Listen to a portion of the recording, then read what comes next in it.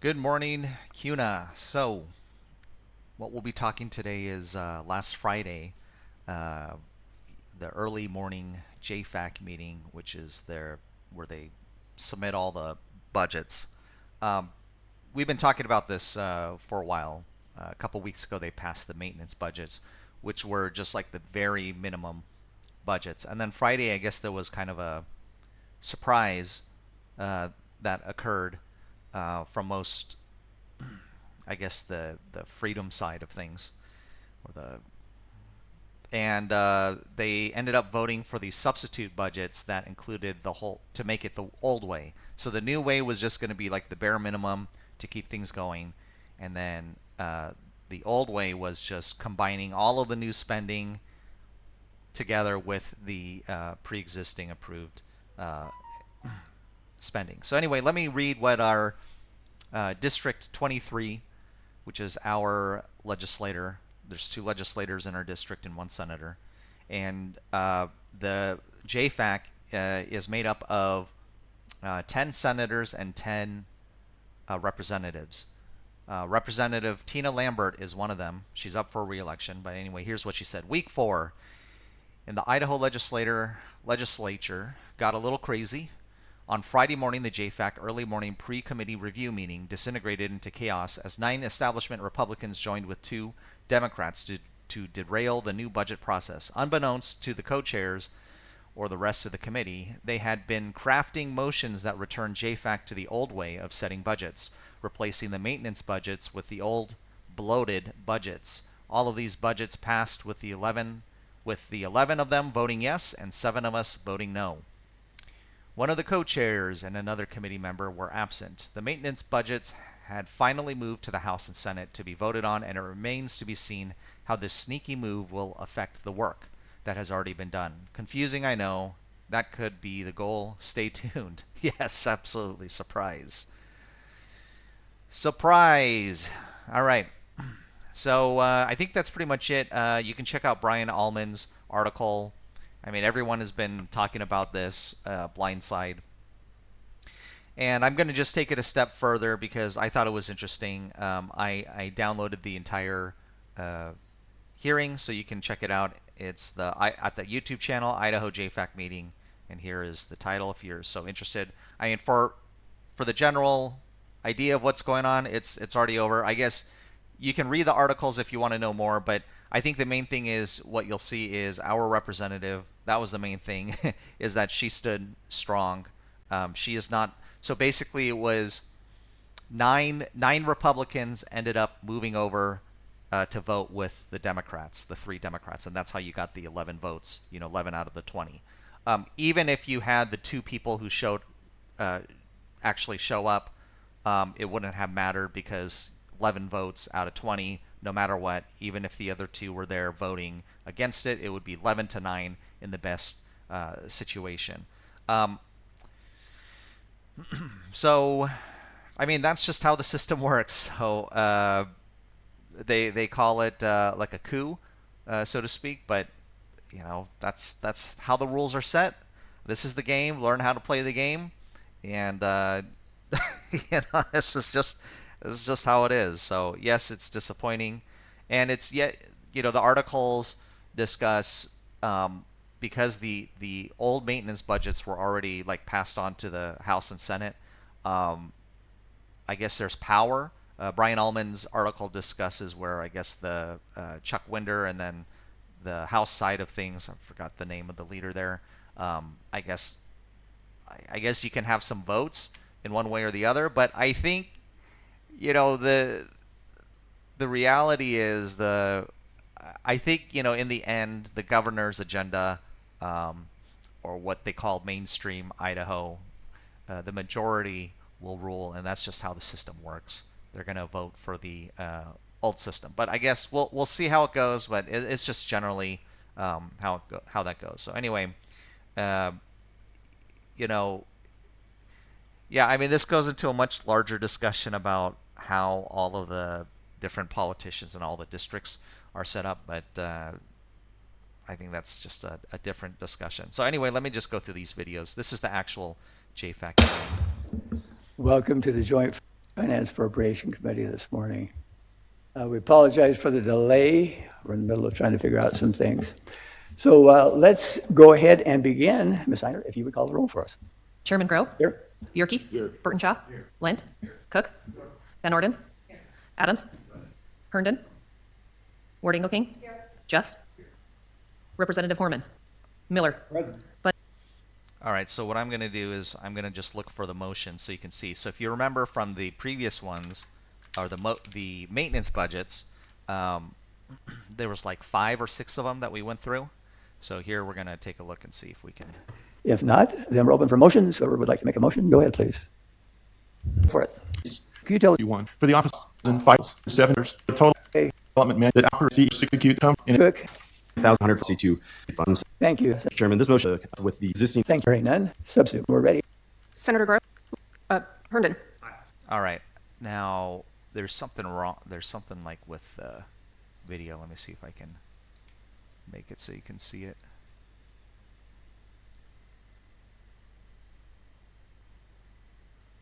I don't know what's going on here. I'm gonna have to cut off some of this because you can't see.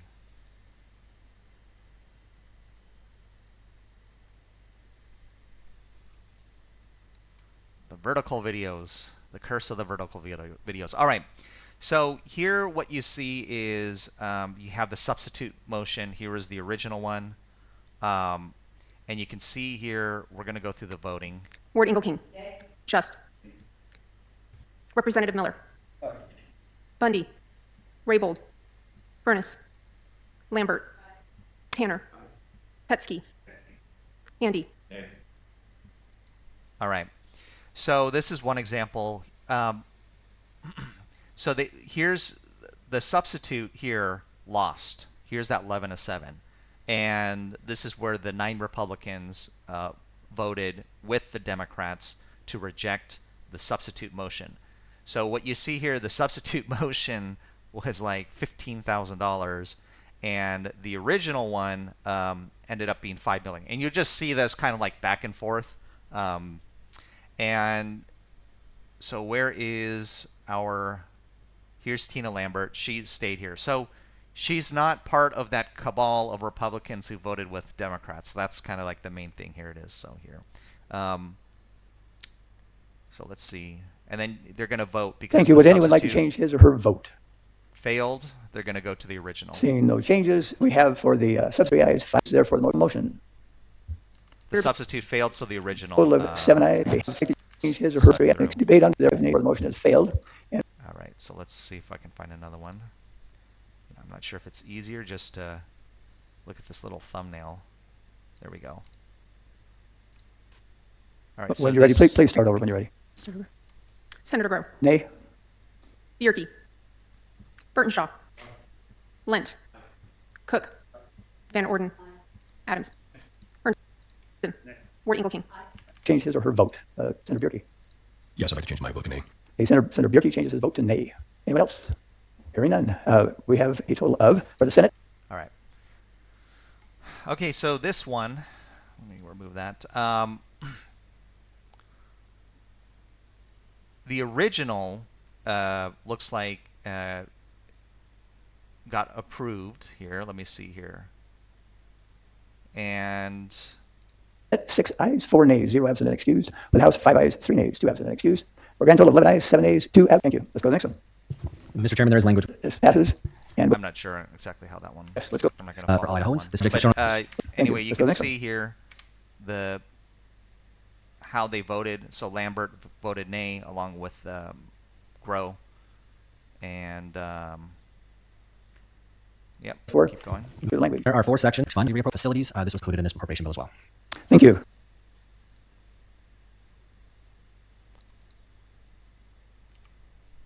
Hearing none, we have on this. Okay, this one is 10 million. There were some votes where you could see the substitute and see them side by side. Let me see if we get to that. Thank you. Would anyone like to change? Here again, 11-7.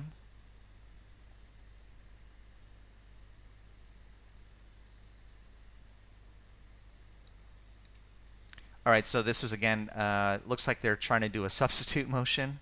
And you see here, this is like 16 million. This is where the funds come from, general, dedicated, federal. So about 17 million versus 67 million.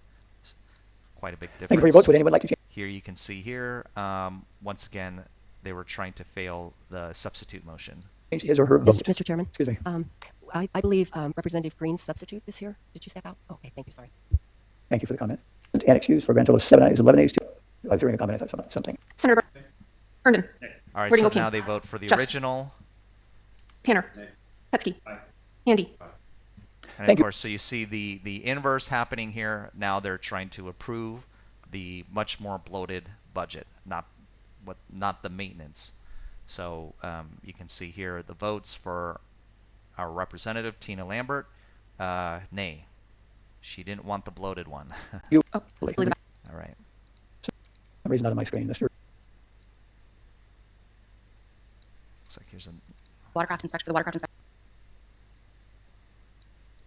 Bundy. Raybold. I have for the Senate 10 ayes, 0 nays, 0 absent. all right. And This excuse one for House has to be more 9. routine. It may have they've already.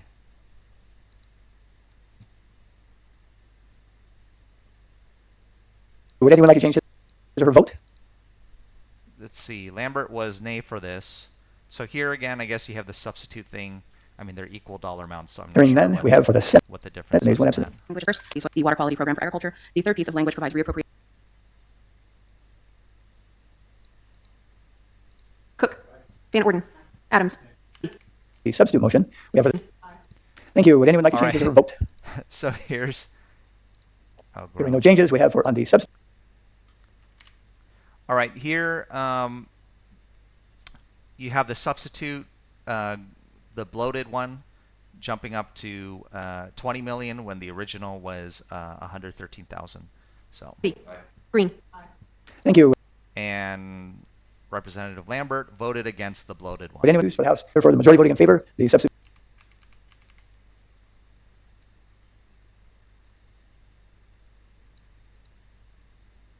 Anyone like to change his or her vote? Hearing none, we have on the screen for the Senate. This is a $35 million one. Senator Lambert voted against it. 6 ayes, 4 nays, 0 absent. Any.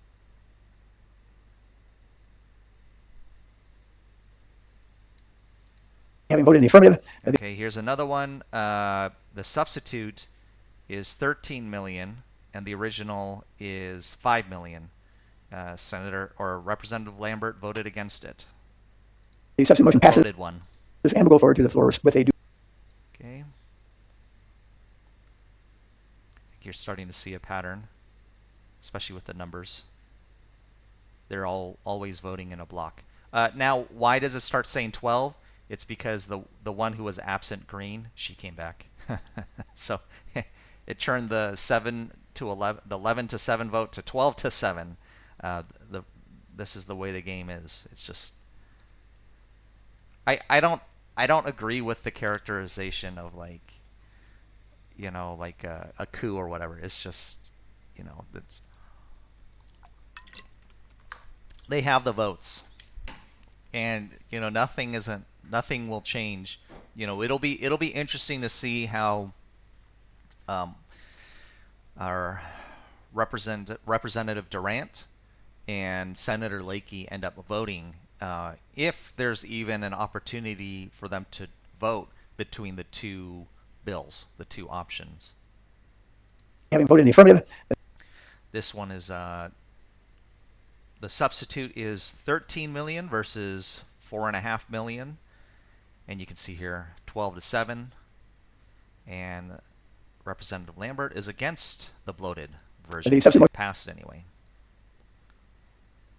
They get outplayed. Outplayed.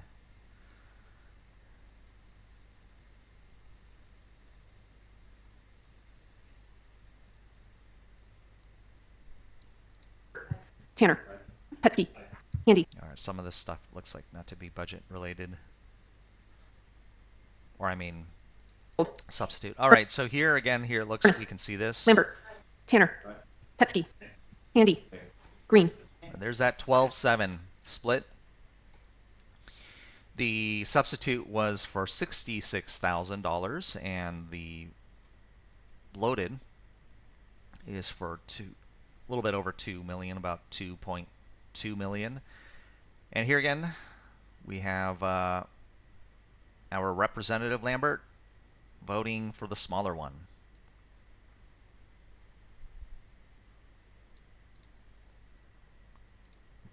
Thank you. All right, here we go. Another one.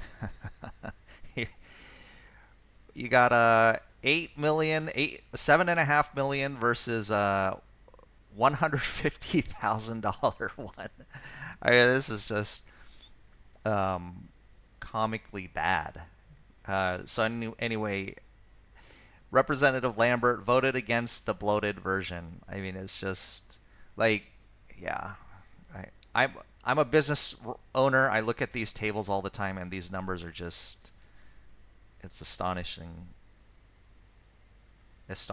bad. There was another one. I think here we go. There ain't no change. Okay, so here's that 12-7. A new bill the substitute passed. It was $650,000 versus the original, which was like 11,500. I mean, the scale of how much more bloated these bills are is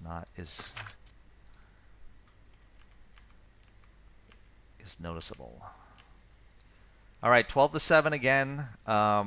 This is 53 million, but no substitute was passed or pushed through. I mean, I don't know if I really care about the inner workings, because now it's off to the larger body, and we'll see how the larger body reacts to this. This is a little bit of an inside baseball.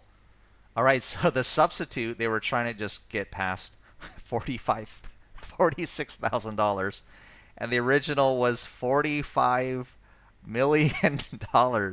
You can see the 7-12 split again.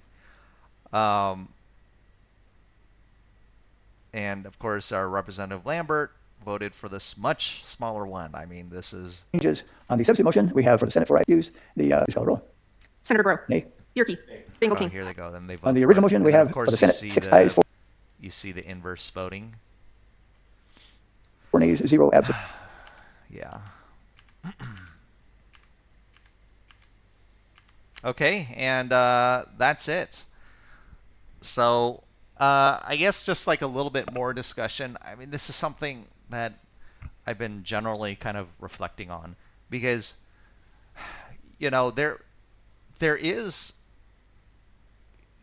a bit of blindness on the small government side of things, and I mean, this kind of goes to both sides, but this is a little bit maybe of projection.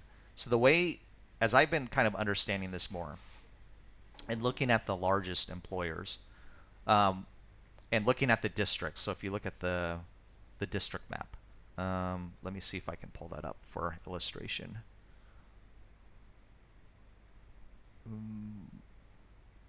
Hold on a second here.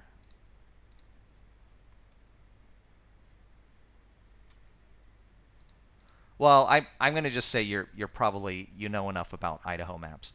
So you have southern or eastern Idaho, which eastern Idaho tends to just vote, and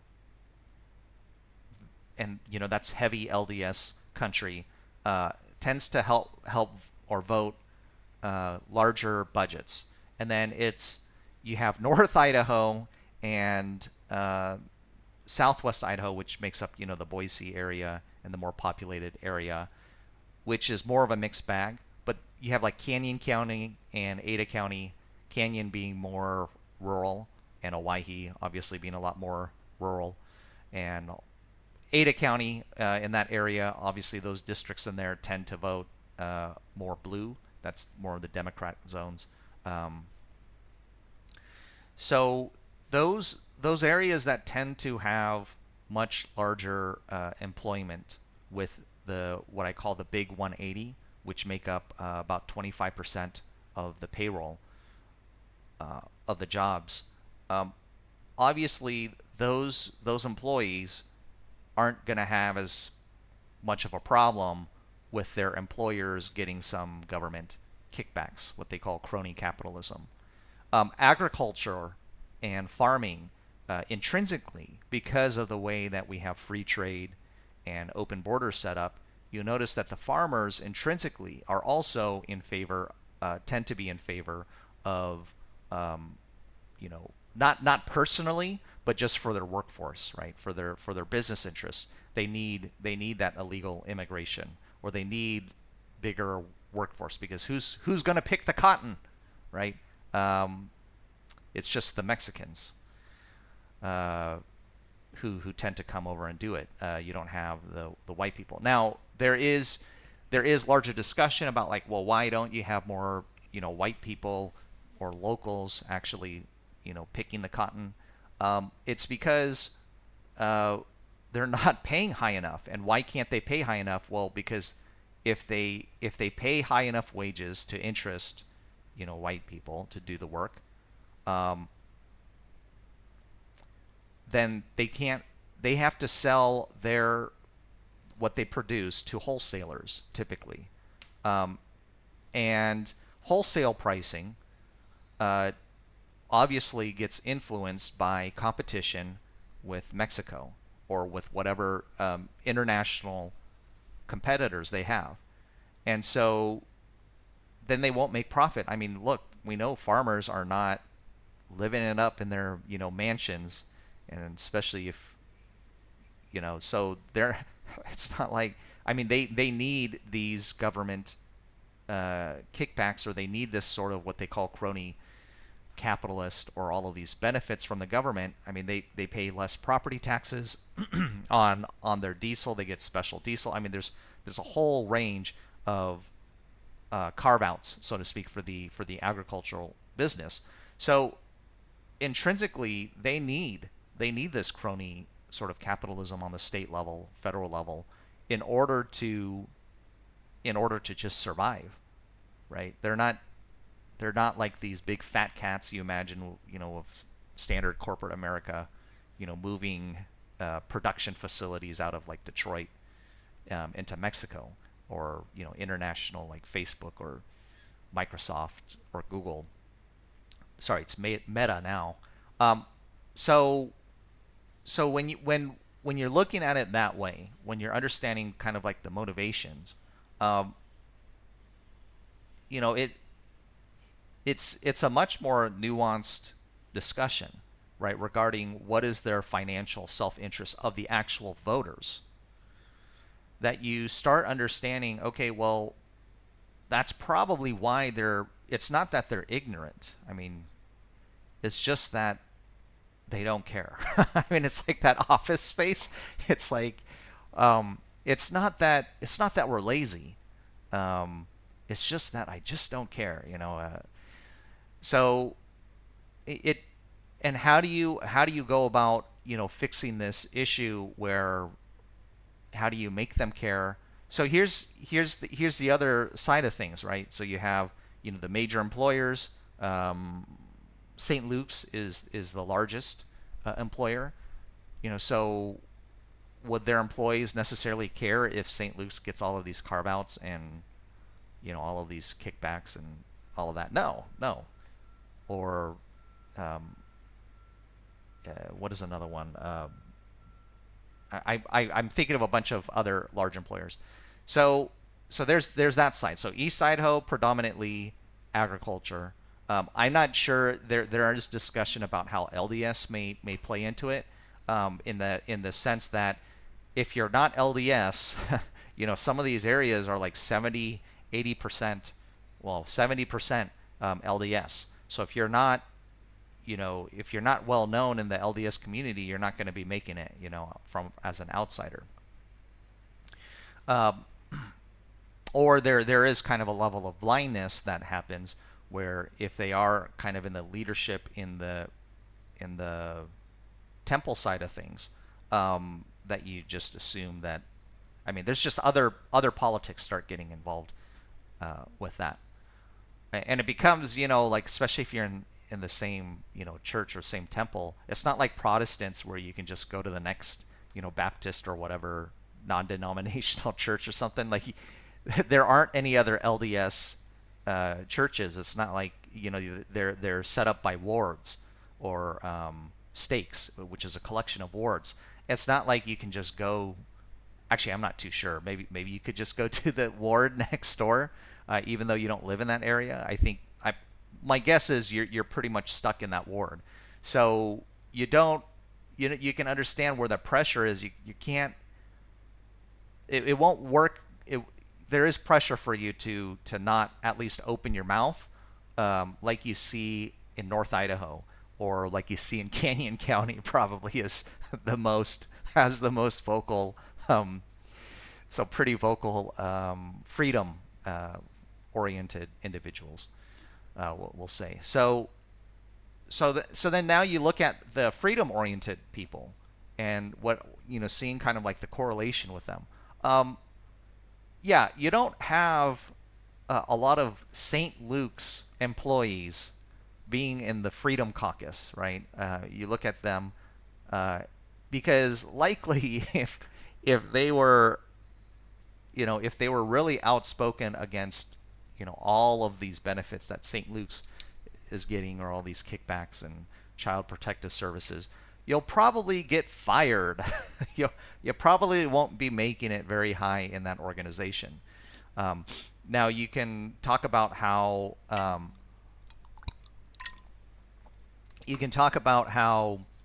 it's not. That would be discriminate. Actually, you can allow political discrimination is allowed in the state of Idaho. It's not like California. Like you can just say, you know what? No Hillary supporters, or no, what is it, Biden now? Okay, no. If you're a Democrat, you can't work in my business. I mean, that's political discrimination against political party is not prohibited. It's just there tends to be. You just have to be careful because they might. No one wants to risk that because there's such a high correlation with women and minorities that you might get hit on that, which those are protected classes. In Idaho, I don't know. I mean, I think there was there were instances where if you were a Trump supporter, the restaurant would not serve you if you go in with a MAGA hat. And anyway, so when you look at the freedom-oriented people, I look at, okay, what are their jobs of these politicians? And they tend to be independently employed. They're not working for the big 180. They're not working for these major employers because, or they're, retired. Obviously, because they will face, and you do see this, they will face economic blowback for their political positions against corporate, and against the interests of their employers. I mean, isn't that, it seems so obvious instead of for me to be able to say it, but it's so obvious, but it is not discussed, with these freedom-oriented organizations, this obvious fact about the pressures of, of the LDS Church when it comes to East Idaho about not, being a firebrand. These the freedom politicians tend to be very firebrand-ish in their rhetoric.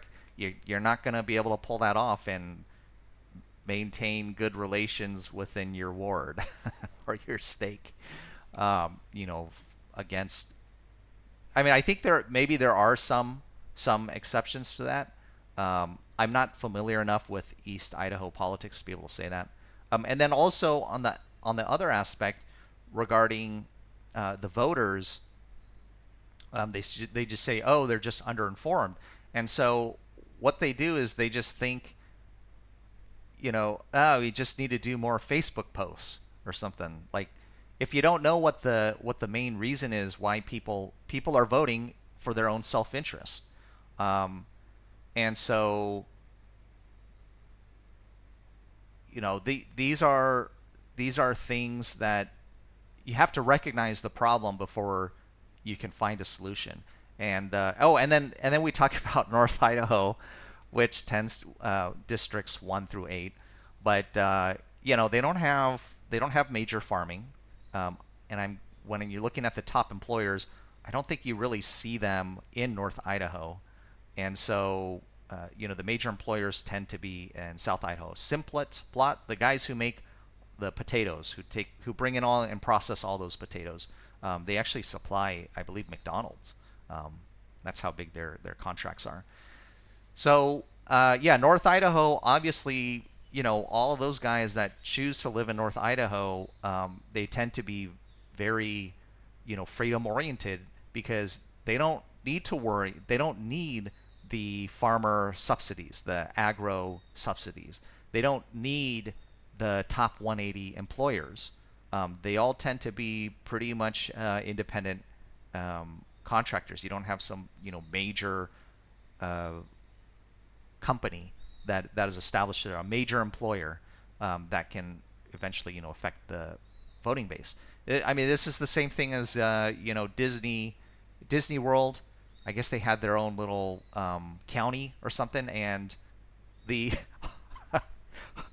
the city council, or like the population was like 5 people or like 10 people, maybe 20 people, let's say. I mean, I think it's pretty much like 100 or 150 people were in their special zone that was ended up getting disbanded. And so all of the elected people of their district were Disney employees. Okay, so obviously they're going to be voting for the interests of their employer, because you talk about. I mean, this is the other thing with the freedom-oriented people, because I look at the taxes. For me, I'm paying $6,000. Okay, $6,000 in county taxes. I'm not in the city, so and then income tax. These are those are small dollar amounts compared to if I was employed. I'm independently. I have my own investments. That's why I can make and say all these things that I want without economic repercussion. So, I can be a firebrand, so to speak. I can go on the attack against these large corporations. I can go against, the agricultural interests, kind of. I mean, I do have a farm, so I have to. I mean, I'm not farming as my livelihood. It's just kind of like a side thing. You don't go into farming to make it rich. Okay, that's just and I love the farmers, and obviously it's not something I can't imagine I would ever want to do full time. I mean, it's something you have to do because you love it. So, but compared to how much income that I would be receiving from my employer if I worked for like St. Luke's, for example, obviously I wouldn't be able to make these sorts of videos, especially going against the politicians or if I worked for Idaho Power, for example. No way. Are you kidding me? There's no way. So when you start looking at it like that way, like they are receiving more benefits from the government, from all of these kickbacks, from their employer getting these kickbacks, than they are actually paying back in taxes. So it's a net win for those voters in those specific districts. And that's why, when you start looking at you have to look at it district by district. Who are the major employers? What are the major financial incentives? And then you can kind of generally predict how the voting base are going to vote. I mean, it doesn't seem that complicated. It's just a matter of researching that. So I don't know what the solutions are. I'm just looking at this from an outside observer. And then once again, you look at the North Idahoans and you look at the guys in Canyon County, for example, and you see what their main base is. And if you're an independent, if you're a lawyer, right, or or you're a property manager, or you own a construction company, right, like there's very small, and these are very small businesses, not like these large companies. You kind of just you don't really benefit, from all of these different programs. So anyway, that's my spiel. What is the solution? I mean, isn't that the $1 million? I don't. I would just say, I don't know. That's another video. Maybe. I mean, you won't know what the solution is until you live in those districts. I think that's the main thing. But especially for Eastern Idaho, I will never move to Eastern Idaho. I will never go there to fully understand it because I'm not LDS. So, and then somebody who is an LDS, they can't be like telling all the secrets of what goes on in with the politics there, because they're going to get ostracized. And so many business interests and their employees and maybe their employers are involved or clients. I mean, it's just going to be a generally closed book.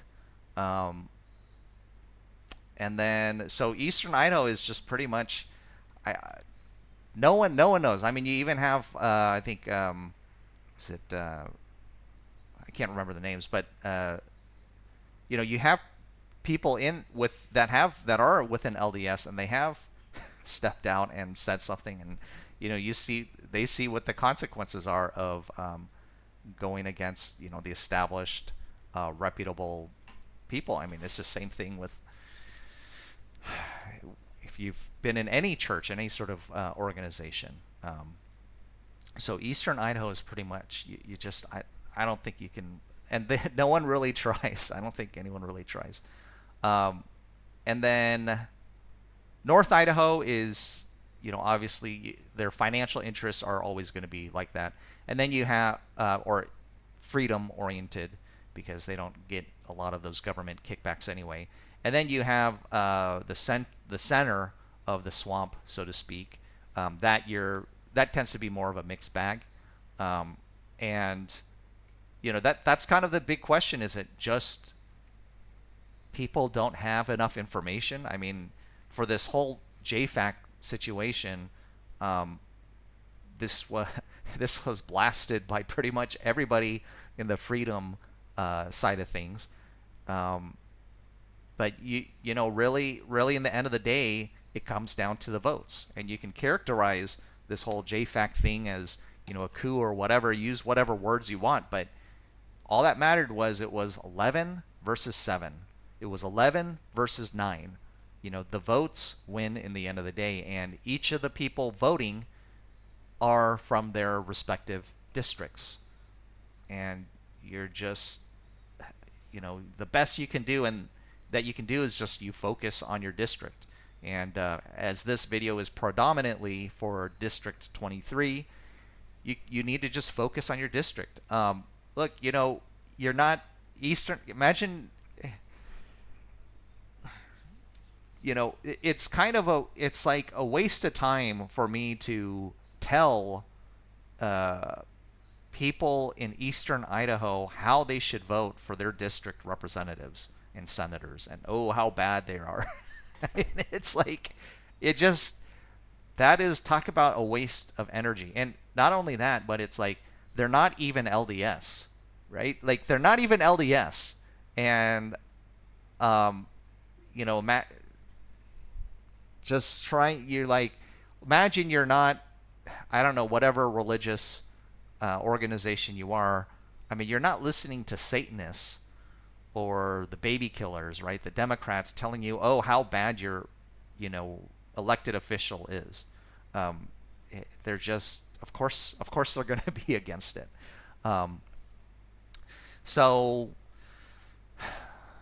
yeah, I guess the main focus is focus on where your district is at. That's what I'm trying to do. And am I going to waste my time telling whatever district Chuck Winders is in, and telling all those folk in, I guess, what is it, Meridian, how they should, whatever. Just is it, but I mean, I guess you can't help it. It's better than doing nothing. But there is, I don't I'm not dirty in the weeds, with them, and my main focus, I guess, is District 23. Now, even District 23, I've only been making these videos for a couple months. Um, CUNA, there aren't a lot of employers out here, so everyone's commuting to those predominant voters. So, will they tend to vote more conservative? Will they, vote against all of these corporate kickbacks? I guess we're going to be seeing more, with Representative Durant, obviously or how this next election comes up in terms of the voting, who everyone ends up voting with. Is it just because they don't have enough information? Or is it because, people really are voting for their self-interests? And, sometimes that's not really much you can do to change that. All right, well, that's it for my spiel. All right, have a good one. Bye-bye.